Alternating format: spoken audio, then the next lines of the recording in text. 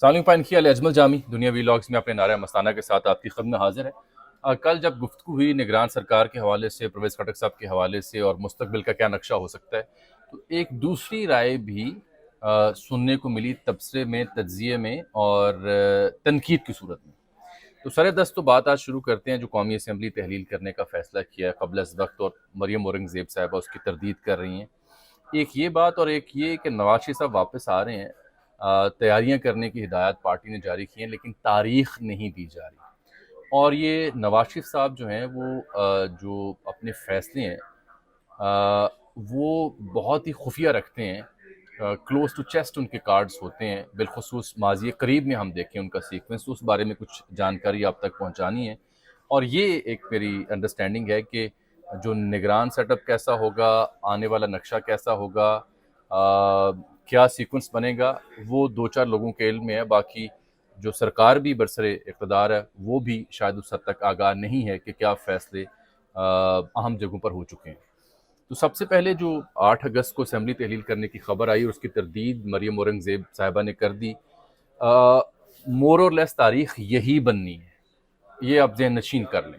کیونکہ اگر 12 کو مدت پوری ہو رہی ہے، 12 اور 13 کے درمیانی شب 1 سال پورا ہو رہا ہے،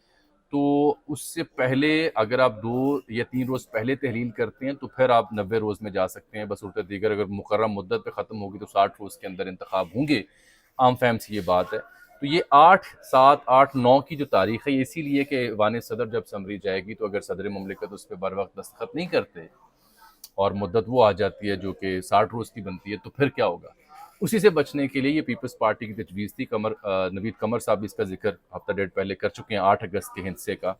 اور اس میں منطق یہی ہے کہ اگر ایوان صدر اس پر دستخط نہیں کرتا، 48 گھنٹے اس کے اوپر بیٹھ جاتا ہے، تو پھر کیا ہوگا؟ تو وہ 48 گھنٹے بعد آٹومیٹکلی تحلیل ہی تصور ہوگی۔ یہ جو بیان محترمہ مریم اورنگزیب صاحبہ نے دیا کہ ابھی ایسا کوئی فیصلہ نہیں ہوا، اس میں پولیٹیکل اینگل زیادہ ہے، اور وہ اس لیے ہے کہ یہ خبر کو آپ نے نوٹ کیا، خبر ہے کیا کہ پیپلز پارٹی اور نون لیگ میں اتفاق، تو باقی اتحادی جو ہیں وہ کیا یعنی وہ کیا کرنے آئے ہیں؟ میں اب وہ جملہ پنجابی میں کہنا نہیں چاہتا، عرض یہ ہے کہ اتحادی پہلے ہی نہ لائیں، چاہے وہ ڈیجیٹل مردم شماری یا نئی حلقہ بندیاں، ایم کیو ایم کا مطالبہ ہو یا مولانا صاحب کو منانے کا معاملہ ہو یا دیگر اتحادی ہوں، کیونکہ مشاورت پرائم منسٹر نے شروع کی ہے، لیکن یہ بیان وہ ساکھ رکھنے کے لیے، عزت بچانے کے لیے، نہیں ابھی فیصلہ نہیں ہوا، ابھی ہم نے مشاورت کرنی ہے۔ ڈیٹ مور اور لیس یہی نکلے گی جو آ رہی ہے، کیونکہ اس میں جو منطق ہے وہ آپ کو سمجھا چکا ہوں۔ اب آ جاتے ہیں وہ نگران وزیر اعظم کا انتخاب، کل میں نے خبر بھی دی اور اس پر بہت تبصرہ اور تنقید ہوئی کہ آپ دوسرا پہلو نظر انداز کر رہے ہیں۔ نواز شریف صاحب جو ہیں ایک سینئر سیاستدان ہیں، 3 بار ملک کے وزیر اعظم رہ چکے ہیں، اور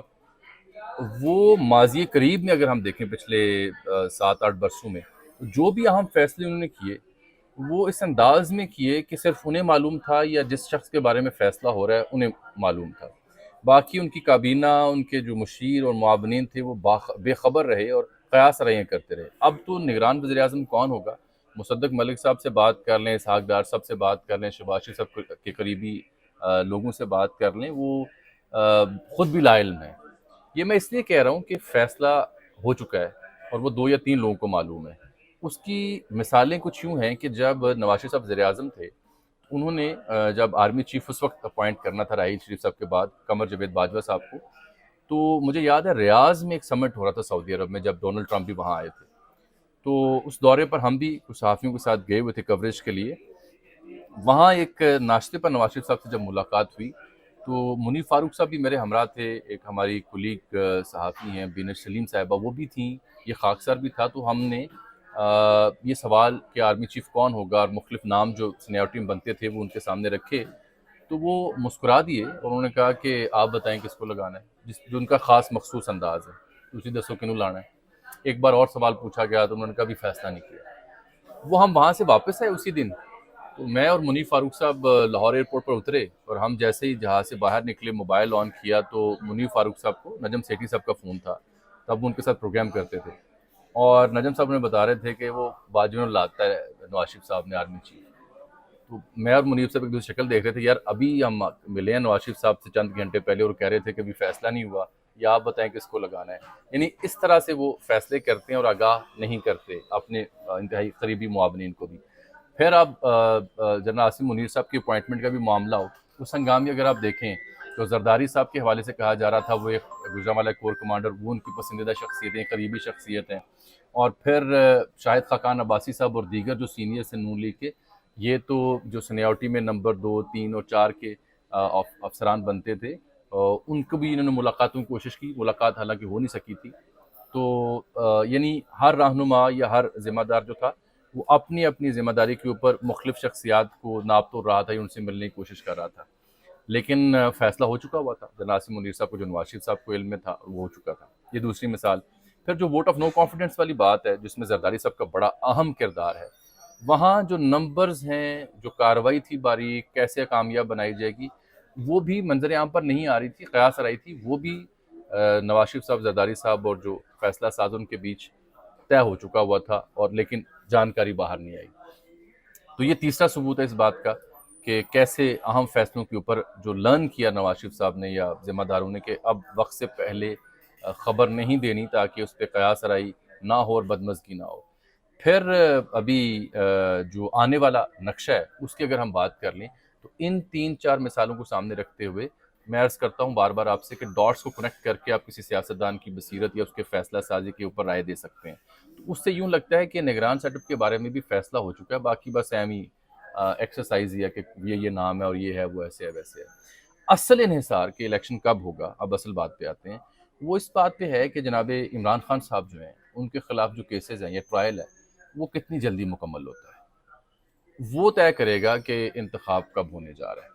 وہ 60 دن میں ہو جائے، 30 دن میں ہو جائے، 90 میں ہو جائے، یا پھر مزید گنجائش نکالنی پڑے گی. تو اصل بات ہے ٹرائل. اور یہ بھی نون لیگ کے ہاں طے ہو چکا ہے کافی عرصے سے. میں بار بار عرض کر چکا ہوں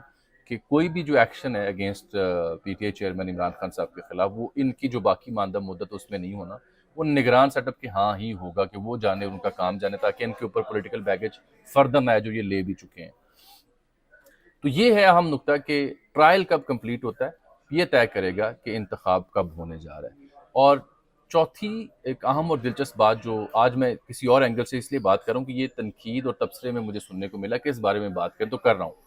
وہ یہ ملا کہ جناب جو سیاسی یا پولیٹیکل لاس نون لیگ کو ہوا غیر مقبول فیصلوں سے، چاہے اکانومی کے ہوں، معیشت کے ہوں، اس کا جو بوجھ ان کے اوپر آیا ہوا ہے اس کا کوئی تو ازالہ ہوا ہوگا. جبھی تو ایسی خبریں آ رہی ہیں جس سے یہ معلوم ہوتا ہے کہ پارٹی تو یہی چلے گی جو چل رہی ہے، جو اصل پارٹی ہوتی ہے. اور تبھی نواز شریف صاحب ابھی آنے کا فیصلہ نہیں کر رہے، چاہے اعلان ہو رہا ہے. وہ نگران سیٹ اپ کے ہوتے ہوئے آئیں گے جب خان صاحب کا ٹرائل منطقی انجام کو پہنچ چکا ہوگا یا پہنچ رہا ہوگا، اور ان کے کیسز میں انہیں ریلیف مل چکا ہوگا، کیونکہ نگران سیٹ اپ کی ڈیسیژنز بھی ہو چکے. انتخاب کب ہونے اس کی لٹمس ٹیسٹ میں نے بتا دیا آپ کو. اور لیکن اصل المیہ وہی ہوگا جو میں نے کل عرض کیا تھا کہ جتنا بھی آپ انتخابات کو اپنے حساب سے سیاسی غیر سیاسی طور پر مینج کر لیں، اصل سوال یہ ہوگا کہ وہ جو 7-8 کروڑ 18 برس سے 45 برس کے ووٹرز ہیں، ان کی منشا کو کیسے آپ نے بدلنا ہے. اللہ حافظ.